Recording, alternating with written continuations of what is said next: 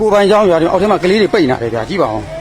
ဖျားဟာဖျားကလေးတွေကြမ်းမှာပါဗျာဖျားသွားပြီဖျားကလေးတွေပိတ်ကုန်လာတဲ့ဖျား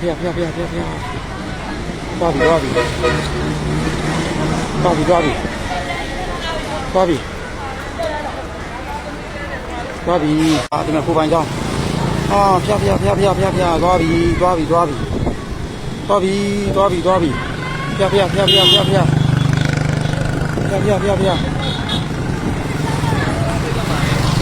ဖျားဖျားဖျားဖျားကလေးတွေဘာဖြစ်သွားကလေးတွေဘာဖြစ်သွားသေးလဲကလေးတွေဘာဖြစ်သွားသေးလဲဟမ်ကလေးတွေဘယ်မှာလဲကလေးတွေ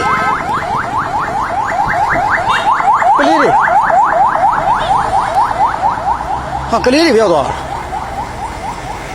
ဟာဒုက္ခပဲကိုပိုင်เจ้าဖြစ်တာပဲ